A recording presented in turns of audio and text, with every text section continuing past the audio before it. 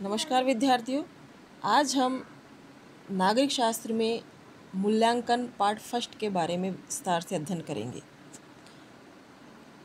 मूल्यांकन शैक्षिक प्रक्रिया का एक अभिन्न अंग है। मूल्यांकन केवल शैक्षिक प्रक्रिया का ही नहीं वरन जीवन की प्रत्येक प्रक्रिया का महत्वपूर्ण अंग है। हमारे जीवन का प्रत्येक क्षेत्र मूल्यांकन की अपेक्षा करता है। जिस प्रकार डॉक्टर अपनी दवा की उपयोगिता का मूल्यांकन रोगी में होने वाले परिवर्तन के अनुसार करता है, उसी प्रकार शिक्षक अपने बालकों के व्यवहार परिवर्तनों का मूल्यांकन विभिन्न प्रविधियों द्वारा करता है।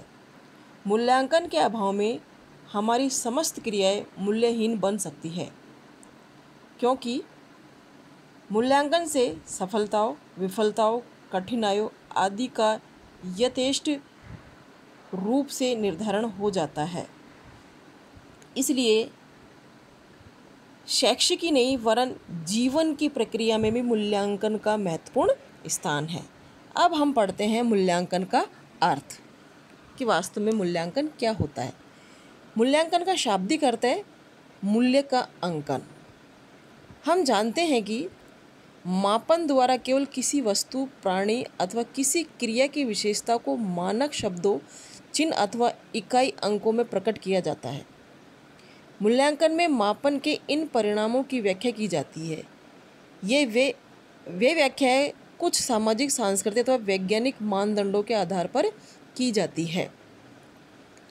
मूल्यांकन के अंदर व्यक्ति या समाज या दोनों की दृष्टि से जो उत्तम है अथवा वांछनीय उसको मानकर चला जाता है। मूल्यांकन एक निर्णयात्मक प्रक्रिया है जिसके अंतर्गत विषय वस्तु की उपयोगिता के विषय में निर्णय प्रदान किया जाता है। यह निर्णय बहुत ही बुद्धिमत्ता पूर्ण एक परिपक्व होता है। NCERT की कॉन्सेप्ट ऑफ एवोल्यूशन नामक पुस्तिका के अनुसार मूल्यांकन प्रक्रिया में निम्नांकित 3 बातों के विषय में निश्चित किया जाता है। उद्देश्य की प्राप्ति किस सीमा तक हुई है, कक्षा में दिए जाने वाले सीखने के अनुभव कितने प्रभावत्मक है, शिक्षा के उद्देश्यों की प्राप्ति कितने अच्छे ढंग से संपन्न हुई है। अर्थात जब कक्षा में शिक्षण कार्य चल रहा होता है तो उसमें हमको इन चीज़ों को देखना है कि जो वास्तव में हमारी विषय वस्तु है वो निश्चित है या नहीं है, और उसके जो उद्देश्य है वो प्रभावात्मक है या नहीं है, या इनकी बालक कक्ष में शिक्षण सामग्री को कितना सीख रहा है उसका मूल्यांकन भी हमको करना है। ये 3 तथ्य मिलकर मूल्यांकन चक्र को पूरा करते हैं।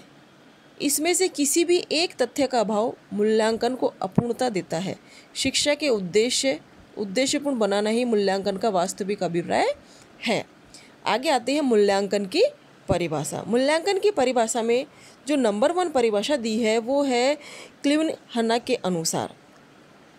इसमें बताया गया है कि छात्रों के व्यवहार में विद्यालय द्वारा लाए गए परिवर्तनों के विषय में प्रमाणों के संकलन और उसकी व्याख्या करने की प्रक्रिया ही मूल्यांकन है। नंबर 2 है MN डंडेरकर के अनुसार मूल्यांकन की परिभाषा।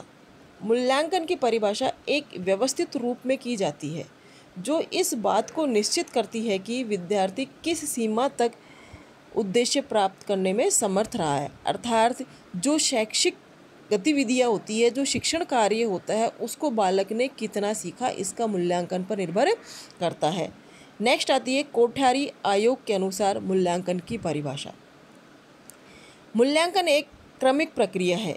ये संपूर्ण शिक्षा प्रणाली का एक अभिन्न अंग है और यह शिक्षण लक्ष्यों से घनिष्ठ रूप से संबंधित है। अर्थात शिक्षण कार्य में जो कुछ भी एक्टिविटीज़ होती है, जो कार्य होते हैं, उसका मूल्यांकन करना अनिवार्य है, जिससे शिक्षक को ये पता लग जाता है कि कक्ष में होने वाले उद्देश्यगत परिवर्तन में बालक ने कितना सीखा, उसका मूल्यांकन हो जाता है। नेक्स्ट आता है ब्रेडफील्ड और मोरडेक के अनुसार मूल्यांकन किसी सामाजिक, सांस्कृतिक अथवा वैज्ञानिक मानदंड के संदर्भ में किसी घटना को प्रतीक आवंटित करना है, जिससे उस घटना का महत्व अथवा मूल्य ज्ञात किया जा सके। इस प्रकार से हमने मूल्यांकन की परिभाषाओं का अध्ययन किया। अब आता है मूल्यांकन का महत्व। मूल्यांकन अर्थात मूल्यांकन करना। मूल्यांकन मूल्य निर्धारण की एक प्रक्रिया है। शिक्षा प्रक्रिया से संबंधित विभिन्न व्यक्तियों, विशेषकर छात्रों, अभिभावकों, अध्यापकों, प्रशासकों तथा समाज के लिए मूल्यांकन अत्यंत आवश्यक है। नंबर 2 है, मूल्यांकन के द्वारा ही छात्रों को अपनी शैक्षिक प्रगति का ज्ञान होता है।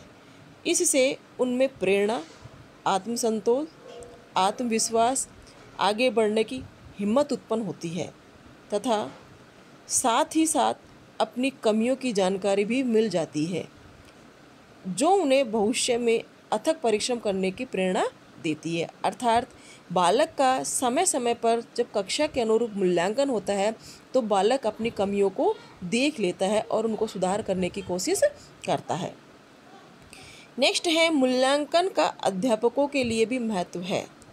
इसके द्वारा वे अपने शिक्षण की सही जानकारी प्राप्त करके उसमें सुधार करते हैं।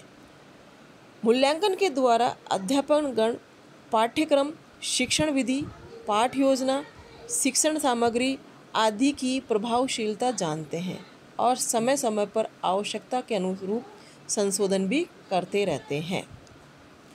मूल्यांकन की सहायता से अध्यापक बच्चों की रुचियों, योग्यताओं, क्षमताओं, व्यक्तित्व, सामर्थ्य, कमियों आदि को पहचानकर उन्हें उचित मार्गदर्शन करते हैं तथा मूल्यांकन शिक्षा के सुधार तथा गुणवत्ता उन्नयन में सहायता प्रदान करती है। मूल्यांकन उचित शैक्षिक निर्णय देने के लिए भी अत्यंत आवश्यक है। नेक्स्ट है, मूल्यांकन से शिक्षा शास्त्री, प्रशासक, अध्यापक, छात्र तथा अभिभावक शिक्षण उद्देश्यों की प्राप्ति सीमा को जान सकते हैं। यानी कि जो कार्य किया जा रहा है उसको अंत तक पहुंचाना, उसके परिणाम देखना, ये सब मूल्यांकन के आधार पर ही हो सकता है। लास्ट में हम कह सकते हैं कि मूल्यांकन शिक्षण के उद्देश्यों को स्पष्ट करता है तथा छात्रों को अध्ययन के लिए भी प्रेरित करता है। इस तरह से हमने मूल्यांकन के महत्व को पढ़ा। अब आते हैं मूल्यांकन के सोपान। मूल्यांकन के सोपान में जो पहला है वह है उद्देश्यों का निर्धारण। इसमें सामान्य उद्देश्यों का निर्धारण और विशिष्ट उद्देश्यों का निर्धारण आता है। दूसरा है अधिगम क्रियाओं का आयोजन, अर्थात जो सीखने की क्रियाएं होती है बालक के लिए, उनके लिए भी मूल्यांकन करना अनिवार्य है। जैसे शिक्षण बिंदुओं का चयन करना, दूसरा शिक्षण क्रियाओं द्वारा उपयुक्त अधिगम अनुभव प्राप्त करना और तीसरा है व्यवहार में परिवर्तन करना। इसके बाद तीसरा पॉइंट आता है मूल्यांकन।